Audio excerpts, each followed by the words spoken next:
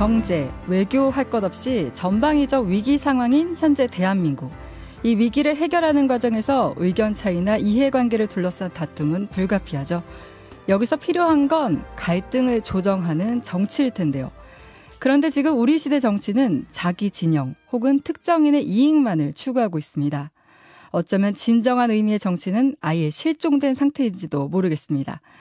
우리 정치, 있다면 지금 어디쯤 와 있고 어디로 가야 할까요? 오늘 주말 뉴스쇼 3부는 더불어민주당 이상민 의원, 정의당 장혜영 의원, 국민의힘 천하람 전남 순천갑 당협위원장 이렇게 3명의 정치인과 함께 정치에 대한 근본적인 질문을 하고 대안을 모색해 보려고 합니다. 우선 세 분과 인사 나눌게요. 안녕하세요. 안녕하세요. 네, 안녕하십니까. 제가 오늘 나온 세 분의 공통점을 꼽자면 눈치 안 보고 소신대로 말씀하시는 분들이라 오늘 토론이 그래서 더 이제 기대가 된다. 어떻게 생각하세요, 오늘 서로에 대해서? 또 공통점이 하나 있습니다. 또 뭐가 있어요? 비주류. 비주류. 그렇죠. 네. 아닙니다. 저 은근 눈치 많이 보고 약간 그래요? 네, 주류 되려고 애쓰고 있습니다. 그래도 오늘 토론은 눈치 보지 마시고 솔직하게 얘기해 주시면 될 것 같아요. 오늘 일단 이제 처음 마중물 토크로 정치 이런 사람이 해야 된다 이런 얘기를 해보려고 해요. 각자 나는 왜 정치를 시작했는지 좀 짧게 이렇게 얘기해 주시면 좋을 것 같아요. 저는 한마디로 말씀드리면은 미래를 갖고 싶어서 정치를 시작했다. 이렇게 많이들 말씀드리는데요. 네. 약간 거창하게 들리긴 하지만 엄청 현실적인 얘기예요. 그러니까 제가 정치를 시작하게 된 거는 사실은 제 이제 1살 어린 동생이 장애가 있어서 어렸을 때 시설에 보내져서 되게 오래 살았었거든요.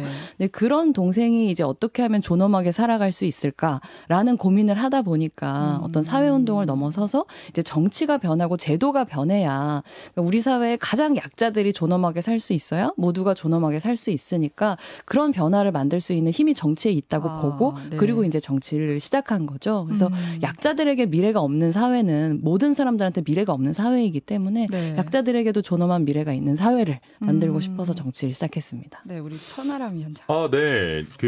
저는 그런 거는 뭐 없었고요. 네.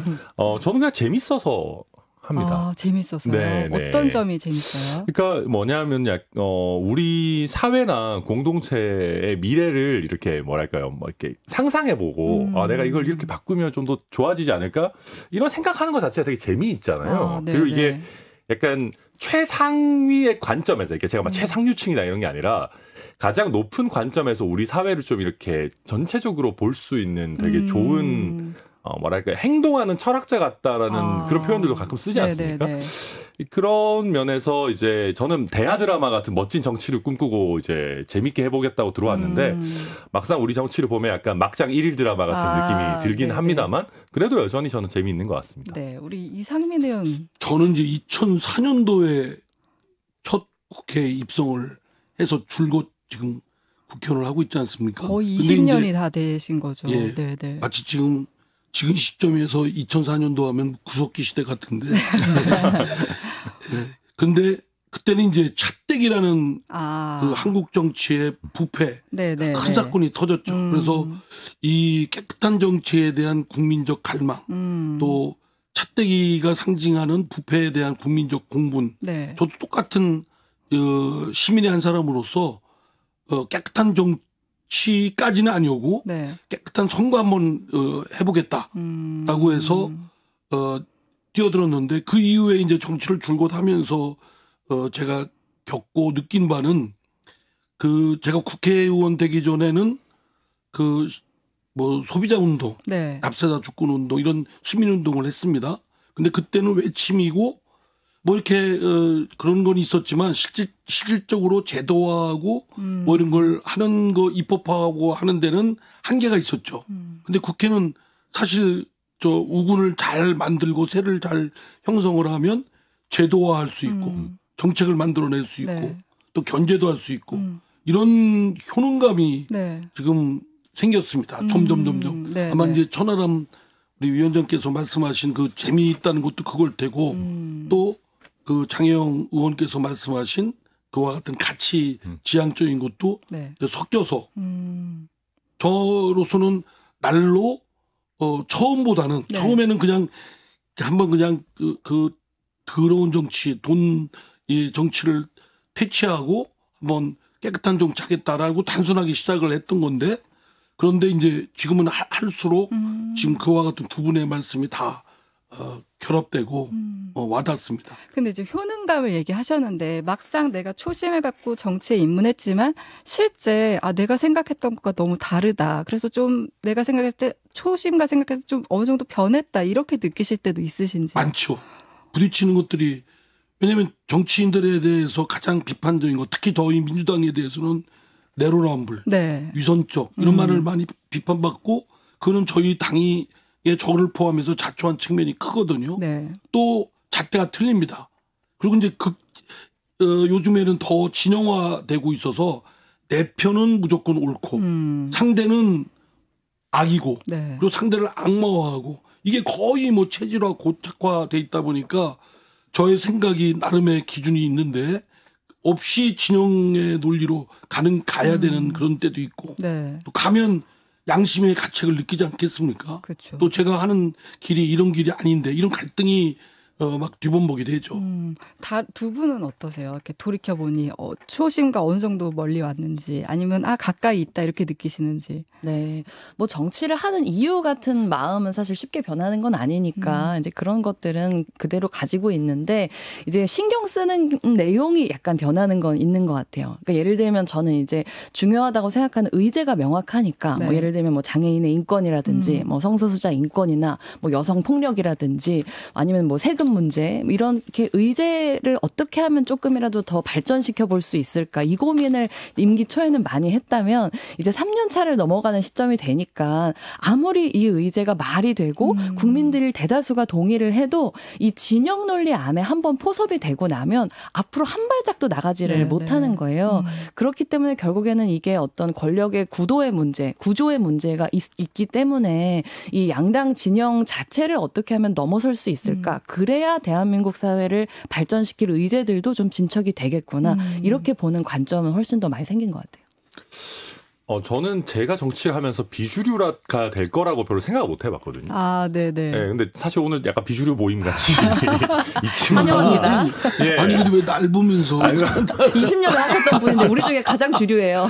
근데 이제, 그러니까 뭐 일단 저는 한 두세 가지 정도 좀 실망스러운 부분들이 뭐 정치하다 보면 있었는데 네. 제일 실망적인 거는 아니 정치하는 사람들이 왜 이렇게 약간 직장인 같지? 그러니까 직장인을 폄하하자는 게 전혀 아니라 그러니까 조직의 구성원 같다라고 해야 될까요? 약간 아니 이럴 거면 그냥 뭐 삼성전자 다니거나 뭐 검찰이나 아니면 뭐 그냥 관료를 하시거나 이러지 저렇게 윗사람 얘기를 쫙쫙 잘 따라가지고 갈 거면 왜 정치를 한다는 거는 그래도 내가 내 주체적인 생각을 가지고 세상을 이렇게 바꿔보겠다라는 그런 게 있어요. 플레이어가 돼야 되는데 아니 플레이어 중에 그 국가 대표로 300명 뽑아놓은 그 사람들인데 이 사람들이 왜 약간 스텝 같지? 그런 생각이 좀 많이 들었고요. 네. 그 다음에 이제 그건 저에 대해서 좀 바뀐 거는 저 원래는 되게 약간 그 경제적인 주류 경제학의 관점이 되게 투철한 사람이었어요. 뭐 효율성이라든지 경쟁이라든지 뭐 이런 거를 되게 강조해서 우리도 좀 싱가포르처럼 더 가야 되는 거 아니야? 더 선진적으로. 근데 제가 이제 지역구가 서울이 아니게 되고 또 상대적으로 도농 복합이 되니까 우리나라 어떤 의미에서 이건 약간 제 이해하게 된 건데 우리나라 정치인들이 다 약간 왜 이렇게 회색 분자 같은 얘기들을 많이 하는지 좀 알 것 같다. 이게 어떻게 삶이나 정책이라는 게 일도 양단적으로 한 방향으로 갈 수 있는 게 아니구나. 그러니까 뭐 이거는 뭐랄까 나름대로 하다 보니까 좀 깨달았다라는 면, 좀 그런 점도 느끼고 있는 말씀을 들어보니까 비주류로서의 자격이 충분합니다. 비주류 감별사 오늘 나서 주셨네요. 근데 좋지 않습니다. 좋지 않아. 근데 오늘 세 분 지금 말씀해주신 얘기들을 이제 앞으로 하게 될 건데 뭐 구조적인 문제라든지 이제 정치인이 마치 직장인 같다. 그거를 이제 저도 취재 현장에서 많이 느꼈는데 의원 한 사람은 어떻게 보면 헌법 기관이고 주체적인데 그게 어떻게 보면 그 당 안에 속해 있고 또 주류에 편입되고 하면은 자기 목소리를 잃게 되는 것 같아요. 근데 이런 정책을 하면서 이게 정책을 내가 하고 싶은데 당론이나 나의 소신이 충돌하는 경우가 많잖아요. 그럴 경우에는 좀 어떻게 극복을 하셨어요? 저 같은 경우는 사실은 이제 처음에는 제가 초선일 때는 법률안 하나하나 제가 검토해서 찬반을 분명히 했습니다. 제가 또 초선 때 그 후반기에 법사위를 할 때도 그때 간사 역할을 맡으면서도 여당이었지만 열린우리당 소속 여당이었지만 건건이 법률안에 대해서 시비를 걸고 했어요. 아예 뭐 국무회의에서도 이상민 왜 그러냐 저 사람 걔 오히려 여당 의원이 발목 잡는다 그랬는데 점점 저도 이제 달고 달아서 내가 이렇게 뭐 한 거하고 내 주장 분명히 하고 하는 것이 네. 무슨 의미 있나 뭐 이런 걸 뭐 껌껌이 하는 게 이게 무의의 노력 아닌가라는 무력감도 또 있고 네. 또 뭐 괜히 삐쭉삐쭉 나오는 것도 보기도 그렇고 내가 큰 싸움은 하되 작은 싸움은 그냥 넘어가자 이런 자기 합리화도 또 작용하고 네. 요즘에는 법안이 있으면 검토도 안 하고 그냥 묻지마 표결하는 게 솔직한 고백입니다. 그냥 뭐 당에서 쟁점이 된 거든 아닌 거든 검수완박 저는 반대거든요. 네. 반대고 법리적으로도 그렇고 뭐 시기적으로도 그렇고 반대 입장이지만 언론에 나와서는 반대라고 하지만 표결할 때는 저 찬성을 했습니다. 그러면 이제 당장 기자분들로부터 당신은 평소에 그 반대를 이렇게 줄곧 주장을 했는데 표결은 왜 찬성이냐? 네. 뭐 그게 정치인이 솔직. 그랬습니다. 네. 솔직한 고백을 하면 요즘에 좀 하여튼 그렇습니다. 이게 어떻게 보면 오선 정치인의 솔직한 고백이고 이제 두 분은 어떻게 보면 상대적으로 정치 신인이잖아요. 네. 그런 면에 있어서 더 갈등이 심할 것 같은데 어때요? 그렇죠. 그러니까 저도 특히나 이제 21대 임기 초부터 계속 검찰 관련된 이슈들이 있어서 표결하는데 엄청나게 괴로움이 많았는데, 그러니까 개인의 소신을 끝까지 이제 지켜서 표결을 했던 적도 있고, 뭐 예를 들면 이제 공수처 표결 때가 그랬었죠. 그리고 검수완박 때는 저도 이렇게 가면 안 된다고 생각했지만 당론에 따라서 이제 찬성 표결을 하기도 하고 이렇게 두 가지 경우를 이제 다 해보고 나니까 느끼는 건 그래도 이게 300명이 진짜 한 사람 한 사람이 걸어다니는 입법기관이고 그렇죠. 네. 국민들이 이 사안을 이해하는 데 있어서 충분한 어떤 그 공론을 여는데 한 사람 한 사람 목소리를 내는 게 전체적으로 대한민국 정치를 봤을 때는 더 그게 풍부해지는 길이겠다는 생각은 좀 많이 하죠. 네. 근데 이제 저희는 당이 작다 보니까 약간 거의 대부분의 사안을 당론으로 가져가려고 하는 이제 그런 경향이 있어요. 그래서 네. 그런 게 좀 더 약간 괴롭기는 하죠. 그러니까 뭔가 조금이라도 정말 일사불란하게 모두가 똑같은 얘기를 하지 않고 한 사람이라도 다른 얘기를 하면 쟤는 왜 다른 얘기를 하냐. 너 때문에 우리 당의 지지율이 그렇죠. 낮아진다. 너 네. 때문에 당원들이 탈당한다. 이런 방식으로 얘기를 하니까 토론을 이견을 이렇게 내놓고 얘기를 하면서 사람들의 반응도 보고 뭐 피드백도 받으면서 의견을 수렴해 나가는 게 아니라 완전 물밑에서 모든 네. 논의를 딱 똑같이 만들어 놓고 바깥으로 드러나는 건 일사불란해야 돼. 이런 식으로 자꾸 공론장에 축소되는 것 같아서 그건 굉장히 유감이에요. 천하람 위원장도 하실 말 많으실 것 같은데. 당론과 소신이 충돌할 때, 그러니까 저는 이제 아까도 제가 뭐 직장인 같다라는 표현도 하고 비판도 많이 했지만, 그러니까 저는 제가 소신 위주로 가기에 아주 좋은 환경이라고 생각을 합니다. 네, 어떤 점에서요? 일단 저는 의원이 아니기 때문에 의원총회를 거치지 않죠. 그러니까 의원총회를 거치고 나면 사실은 그래도 당의 다수 결이 어떻게 보면 된 건데 네네. 이거에 대해서 다른 목소리를 낸다라는 거 사실 쉽지 않을 거라고 보고요. 그리고 또 하나는 아무래도 공천의 부담 같은 것들이잖아요. 근데 저는 상대적으로 뭐 공천 경쟁이나 이런 데서 매우 상대적으로 자유로운 지역구가, 입장에 네네. 있기 때문에 저는 그래서 제 얘기하는 거에 있어서 큰 부담이 없죠. 그렇지만 반대로 의총에 참여하고 또 공천 받기 쉽지 않은 지역구에 있는 의원들 입장에서는 당론과 다른 목소리 내기 어렵다는 거 저도 충분히 이해는 하거든요. 네네. 근데 어렵다라고 해서, 그러니까 어려우니까 해야 되는 거잖아요. 그러니까 어렵다고 해서 항상 그냥 눈 감아 버릴 수는 없는 거니까. 그래서 저는 여튼 제가 이렇게 상대적으로 원외에 있을 때부터 하나의 독립된 정치인으로 좀 정립이 돼가는 것 같아서 저는 요거를 좀 이 캐릭터를 잘 점점 비주얼이 자꾸 굳어지는 것 같은 느낌이. 감별해 주셨잖아요. 아무튼 이 캐릭터를 잘 갖고 간다면은 저는 뭐 의총 안에서든 당내에서도 나름의 어떤 입지를 가질 수 있지 않을까 하는데, 그래서 저는 다른 우리 당에 있는 많은 분들도 좀 그런 생각들을 하셨으면 좋겠다. 근데 이제 의원총회 말씀하셨잖아요. 네. 근데 저희 당은 이제 다수잖아요. 네. 숫자가 많은데 사실은 의원총회를 통해서 여러 다채로운 의견들이 논쟁을 통해서 하나로 합리적으로 이렇게 수렴되는 절차가 돼야 되는데 그게 민주적 방식이잖아요. 사실은 그게 허구입니다. 대부분 당 지도부가 다 결정을 해요. 결정해 놓고 그리고 정해진 방향으로 뭐 몇몇 사람이 얘기하고 또는 지도부가 가이드라인을 딱 제시하고 그러면 다른 사람이 딴 이론을 제시하기가 어렵죠. 특히 저희 당 같은 경우는 이재명 대표가 거의 압도적으로 이렇게 리더십이 되어 있는 분위기에서는 이견을 제시하기가 쉽지 않습니다. 그러면은 그냥 정해진 의원총회는 하나의 통과를 위한 하나의 그냥 의례적인 형식적 절차로 전락되어 있죠. 네네. 그러면 많은 대부분의 사람들은 좀 뭐랄까 마음이 아주 찝찝하고 개운치 않고 네네. 야 이러려고 뭐 국회의원 하냐 이런 생각들은 하지만 또 이제 현실적으로 아까 말씀하신 다음에 공천도 되고 국회의원 그쵸. 또 네. 재선돼야 되고 뭐 이런 것들이 이해관계가 걸리니까 자기 합리화를 하면서 네. 이제 버텨내고 하는데 뭐 하여튼 그러나 이제 두 분은 이제 지금 초선이시고 이제 국회 진입하려고 준비를 하고 계시잖아요. 그래도 어쨌든 되셔야 됩니다. 기준이 명맥을 이어가기 진짜 위해. 우리가 의총을 바꿔야 되는 것 같아요. 네, 맞습니다. 그러니까 이거 솔직히 민주당도 네. 저희도 그렇고 네. 뭐 정의당 어떤지 잘 모르겠지만 다른 목소리 내기가 힘들잖아요. 그러니까 의총에서 네. 실질적인 토론이 사실 안 되잖아요. 그러니까 저는 의총도 예를 들면 찬반이 있으면 두 분이 나와서 토론하는 형태로 진짜 테이블 하나 열어놓고 야 이거 한번 해보자. 그리고 약간 우리 공론화 최근에 선거제 개편 관련해서도 그런 거 했지만 네.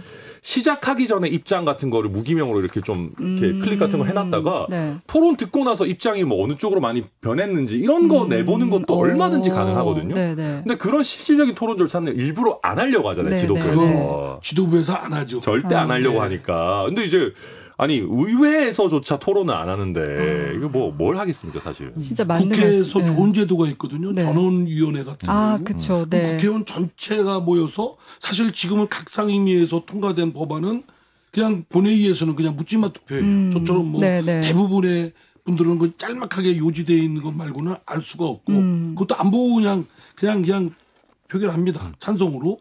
그런데 전원위원회를 통해서 지금 말씀하신 찬반의 의견이 잘 되면 국민들도 그걸 보면서 어떤 게 쟁점이고 또 어떤 쪽으로 해야 되는가 여론의 흐름도 파악할 수 있고 또 의원들의 생각도 교우돼서 절충안도 마련할 수 있는데 네. 실제로는 각 당의 그 지도부가 그런 거 안 하려고 하죠. 왜냐하면 자기 생각하고 달리 전개가 될 수 있어야 그렇죠. 되니까. 네, 그게 그래서 항상 의총 끝나면 기자들이 하는 게 대변인이 공식 브리핑을 하지만 다 의원들 각자한테 전화 돌려서 그렇죠. 실제로 무슨 얘기 나왔냐고 물어보자. 그러니까 이게 목소리 내지 않는 다수가 있는데 그 의견이 무시되는 게 어떻게 보면 지금 현실 정치의 좀 한계가 아닌가 그렇게 보이는데요. 그래서 이제 거기에 보통 기자님들이 할 때 이제 대부분이 익명으로 이렇게 하지 않습니까? 뭐 한 초선 의원 뭐 해당 정치인은 그 국회의원은 참 스스로 좀 찝찝할 겁니다. 어쩌면 다 당당하게 자기 이름 걸고 하고 싶은데 그렇게 하면 여러 가지 불이익이 또 올 수도 있고. 네네. 그래서 저는 언제부턴가 마음 먹고 제 이름 실명을 그쵸. 원칙적으로 물론 가끔 가다가 이거 실명을 했다가는 크게 당할 것 같고 막 소위 개딸들한테 당할 것 같으면 저도 이제 겁먹고 좀 이렇게 익명을 해달라고 할 때도 있지만 있지만 원칙적으로 마음을 딱 정했죠. 의원님 그러실 때도 많지 않으세요? 저는 그냥 실명으로 막 이렇게 열심히 얘기해 줬는데 기사가 이제 익명으로 나온 거예요. 그렇죠. 맞아요. 네, 그래서 제가 이제 나중에 이제 그 기자님 만나가지고 이거 뭐 그냥 실명 그때 써도 된다 그랬는데 왜 익명으로 냈어요? 했더니 아니 너무 심한 거 같아서 알아서 자체 커버를 그 기사를 보면 누군지 다 알아. 네, 그렇죠. 그럼 괜히 그 비겁해 보이잖아요. 네, 여기까지 지금 현실 정치를 하는 입장에서 어려움을 얘기를 해봤고요. 이런 가운데 이제 얼마 전에 출마로 이제 주목을 받는 두 분이 있잖아요. 조국 전 장관과 우병우 전 민정수석. 이 두 분의 출마, 우리 다들 이제 정치를 왜 시작했는지 이런 얘기를 했는데 이 두 분의 출마는 좀 어떻게 보시는지 궁금해요. 저부터 말씀드릴게요. 네. 저희는 뭐 이제 조국 전 장관에 대한 건데 우리 당이 비판받는 부분은 네. 조국 장관에 대한 부분은 그분이 뭐 형사 재판을 지든 도덕적 책임을 지든 그분의 몫이고 그런 사태에 대해서 대응하는 민주당이 너무 내로남불이고 좀 그렇다. 네. 억지 주장이 있었고 위선적이고 이런 부분에 비판을 받는데 마치 조국 전 장관의 때문에 우리가 불이익을 본 것으로 생각하는데 그게 아니라고 저는 생각합니다. 우리가 잘못했기 때문에 우리의 책임인데 그래서 조국 전 장관의 그 출마는 그분이 선택할 몫이라고 생각되고요. 마치 우리가 그 선거에 있어 유불리를 따지는데 조국 장관을 대입시켜서 우리한테 불리하고 상황이 안 좋으니까 나오지 마라. 네. 이것도 비겁한 것이라고 생각되고요. 저는 또 저희 당이 좀 그 이후에 뭐 여러 건이 터졌잖아요. 거의 뭐 지뢰밭이라고 할 정도로 돈봉투 건도 있고 또 뭐 코인 건도 있고 뭐 혁신위원장 인사건도 있었고 네. 뭐 그래서 조국 전 장관이 우리 당이 뭐 아주 안전무결하고 저 흠잡을 데 없이 잘 하는데 조국 전 장관이 딱 출마한다 그러면 저희들한테도 뭐 좀 마이너스로 작용할 것은 틀림없을 텐데 네네. 워낙 지금 뭐 이슈를 많이 생산을 해가지고 상대적으로 조국 전 장관의 출마가 하신다 한들 네. 뭐 그렇게 큰 비중이 안 됐다고 저는 생각합니다. 그래서 조국 전 장관이 그 나가는 게 우리 당에 뭐 유불리다 이렇게 하는 것도 올바르지 않고 또 우리 지금 현안이나 잘 대응해라. 네네. 잘 처리하고. 그렇게 해서 우리 당의 이미지를 바꾸고 환골탈퇴하는 게 필요하지. 뭐 조국 장관이 나오는 게 어떻다. 뭐 나온다 안 나온다. 이거는 좀 아니다고 생각합니다. 저는 이상민 장관이란다. 장관이라고 있는 분이죠. 이게 큰일 날 뻔했다. 이상민 의원님하고 네. 생각이 좀 다른 게 조국 장관을 만약에 민주당이 공천을 하면 이거는 메가톤급 그쵸. 이슈가 될 겁니다. 근데 이제 공천을 받는 게 아니고 그냥 뭐 무소속이나 뭐 신당이나 뭐가 됐든 출마만 한다 그러면은 네. 그거는 저는 좀 이제 걱정할 만한 일이긴 한데 민주당의 네. 큰 악재일지는 좀 잘 모르겠고요. 그러니까 제가 걱정한다라는 의미는 지역구 선택에 따라서 될 수도 있어서 걱정입니다. 워낙 인지도가 넘사벽이기 그쵸. 때문에 네네. 이게 우리가 정치를 해보면 네.